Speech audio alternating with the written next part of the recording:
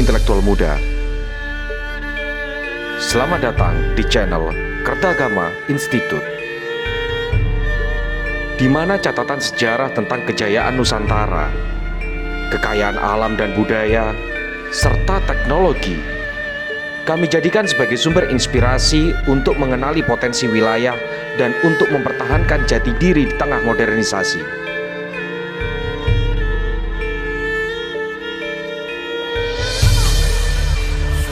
Begitulah cara kami untuk tetap menari dalam intelektual dan bersenandung merdu dalam jati diri bangsa di tengah perubahan. Inilah persembahan kami.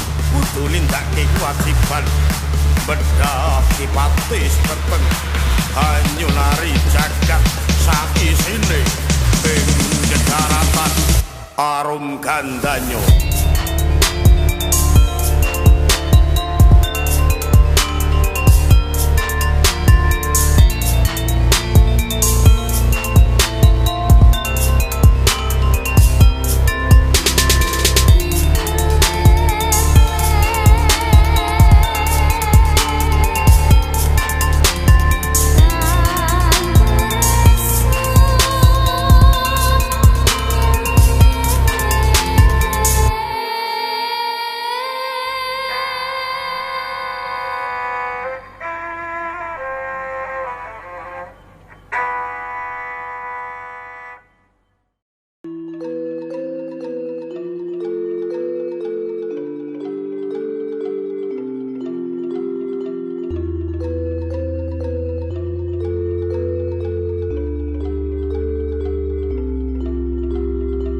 Sahabat intelektual muda, di segmen sejarah kali ini, kita masih membahas tentang sejarah kota Jepara. Tim Kertagama Institute pada chapter ini tertarik untuk mengulas kota Jepara dari masa ke masa. Dengan bersumber pada data-data empiris yang ada, tim akan membahas tentang eksistensi kota Jepara yang sudah mulai tercatat di abad ke-7. Suatu masa pada abad ke-7 di Pulau Jawa, terdapat sebuah kerajaan bernama Holing yang oleh beberapa ahli disamakan dengan Kerajaan Kalingga. Diduga kerajaan itu berada di Jepara dengan ibu kota kerajaan terletak di sekitar lokasi benteng Portugis di Kecamatan Keling.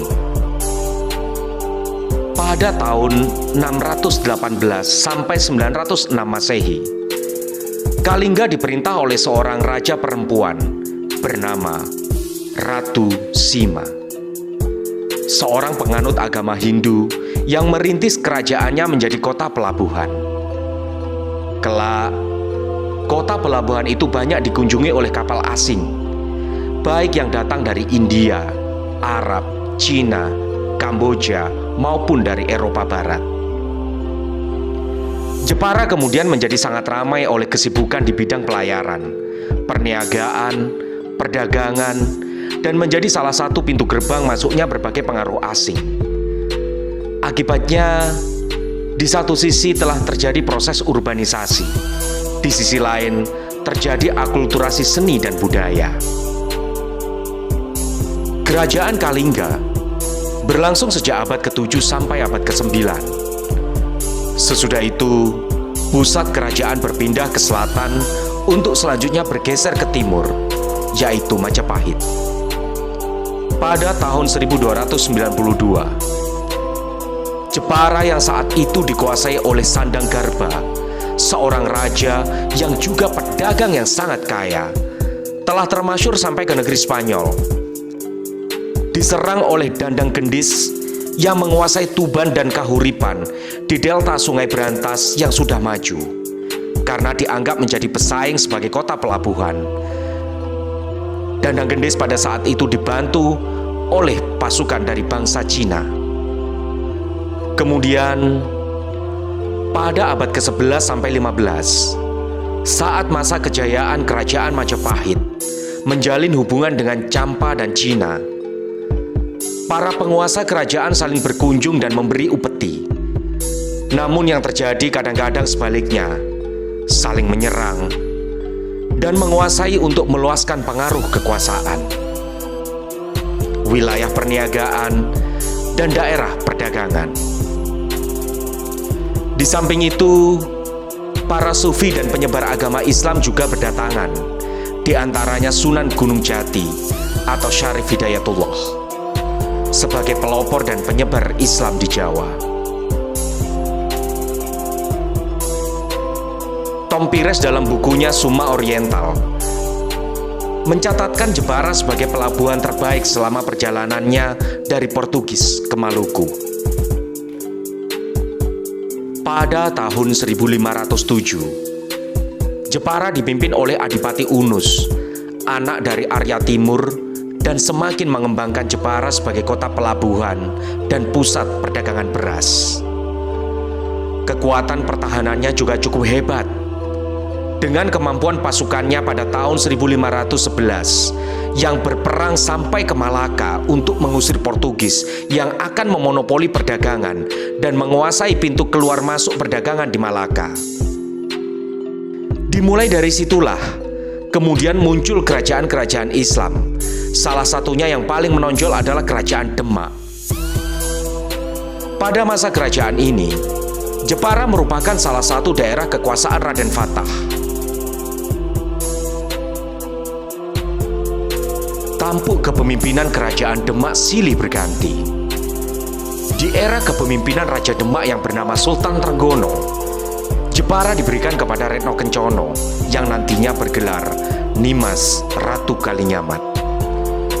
Dia menikah dengan Raden Thoyib, seorang pangeran dari kerajaan Aceh yang telah lama melalang buana sampai ke Cina pada tahun 1536. Raden Thoyib inilah kemudian naik tahta dan berkuasa di daerah Jepara dengan gelar Sultan Hadlirin. Daerah Kalinyamat atau yang disebut Cerinma atau Cerinhama pada waktu itu dianggap sebagai daerah yang sakral, sebagai tempat tinggalnya para raja-raja Demak, termasuk tempat bertirakatnya Sunan Kalijaga. Sultan Hadlirin kemudian mengangkat Qi Hui Guan, ayah angkatnya selama di Cina yang ahli di dalam seni ukir dan pahat, yang ikut dengannya sebagai patih dengan gelar Patih Sungging Badar Duung. Sungging artinya memahat, badar artinya batu, sedangkan duung artinya adalah tajam. Karena di Jepara tidak ditemukan batu putih seperti di Cina, maka media kayu kemudian digunakan sang patih untuk berkreasi, yang kemudian menularkan kemampuan mengukirnya kepada masyarakat Jepara secara turun-temurun. Perkembangan selanjutnya, sejarah Jepara di bawah kepemimpinan Ratu Kalinyamat, yaitu antara tahun 1549 sampai 1579 Masehi, menggantikan perang sang suami yang dibunuh suruhan Aryo Penangsang sesaat sesudah menemui Sunan Kudus untuk mengklarifikasi meninggalnya Raden Prawoto, kakak kandung dari Ratu Kalinyamat, yang juga dibunuh oleh Aryo Penangsang sebagai bagian dendam masa lalu.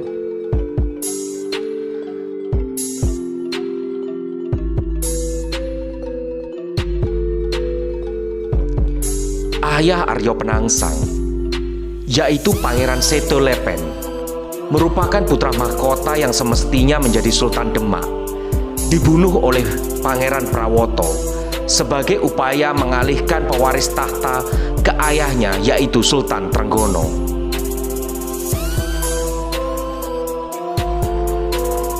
Ratu Kalinyamat sempat bersumpah dan bertapa, mulai dari benteng Bukit Donorojo sampai akhirnya di pertapaan Sonder Tulakan, meninggalkan atribut keratuannya dan bersumpah belum kembali sampai Aryo Penangsang dibunuh. Aryo Penangsang sendiri dibunuh pada tahun 1549 oleh Danang Sutowijoyo yang merupakan anak angkat Sultan Hadiwijoyo.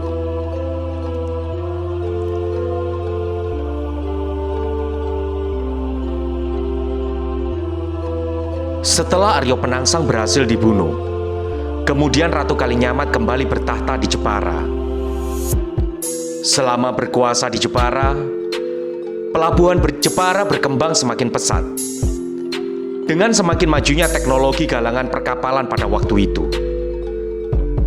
Tidak hanya pertahanan, perekonomian pun semakin berkembang. Dengan semakin terjalinnya hubungan yang erat dan solidaritas sesama pedagang pribumi yang semakin diganggu oleh keberadaan bangsa Portugis. Dari segi pemerintahan dan penataan kota, mulai dibangun Masjid Mantingan sebagai salah satu konsep masjid makam keraton, karena di sanalah disemayamkan Sultan Hadlirin pada tahun 1559 dengan Condro Sengkolo, Rupo Brahmono, Wernosari. Di Masjid Mantingan ini, kebudayaan dikembangkan pada ornamen-ornamen yang digunakan berupa ukiran dengan motif suluran flora dan fauna yang disamarkan. Menurut catatan sejarah, Ratu Kalinyamat wafat pada tahun 1579 dan dimakamkan di Desa Mantingan, Jepara, di sebelah makam suaminya, Pangeran Hadlirin. Mengacu pada semua aspek positif yang telah dibuktikan oleh Ratu Kalinyamat, sehingga Jepara menjadi negeri yang makmur, kuat, dan masyhur, maka penetapan hari jadi Jepara yang mengambil waktu dia dinobatkan sebagai penguasa Jepara atau yang bertepatan pada tanggal 10 April 1549.